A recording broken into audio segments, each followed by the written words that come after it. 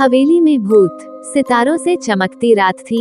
गांव के किनारे एक पुरानी हवेली का साया डोल रहा था।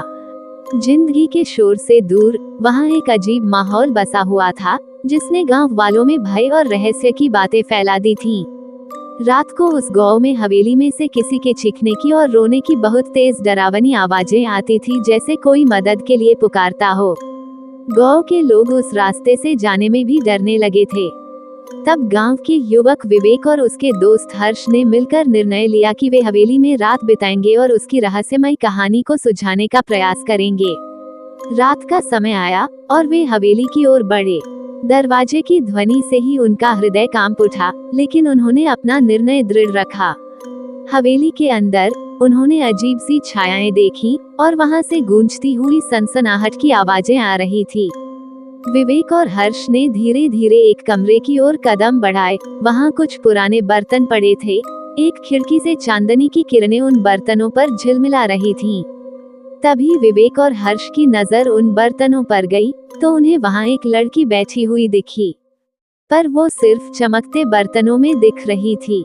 विवेक और हर्ष डर गए, क्योंकि वो एक आत्मा थी। तुम कौन हो? विवेक ने डर के साथ सवाल किया।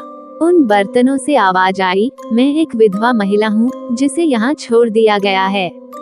मेरा नाम मनीषा है।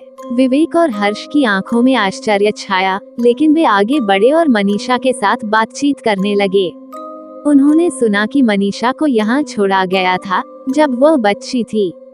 तभी उसकी शादी कर दी गई थी और शादी के अगले दिन उसके पति की सड़क हादसे में मौत हो गई थी। तो उसके ससुराल वालों ने उसे उसकी मौत का कारण समझा, तो उसे बहुत मारा और बुरी हालत में इस हवेली में बंद कर दिया था।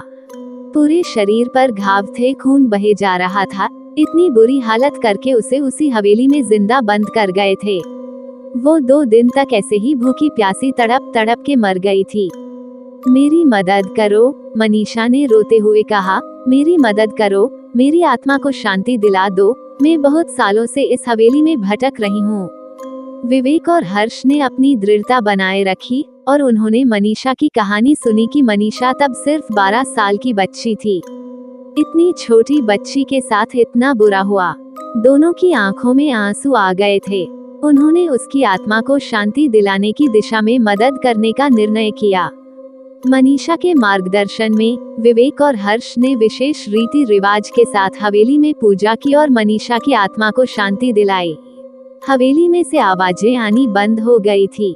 गांव में भी डर का माहौल खत्म हो गया था।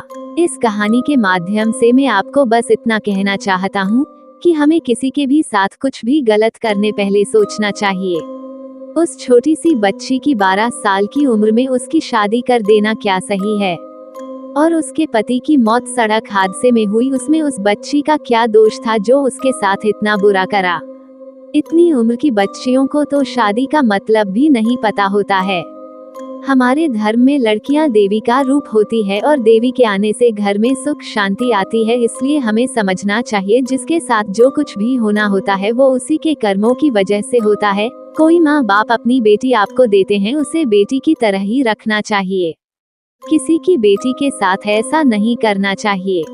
यदि ये कहानी आपको पसंद आई हो तो अपने दोस्तों और अन्य लोगों के साथ शेयर जरूर करिएगा।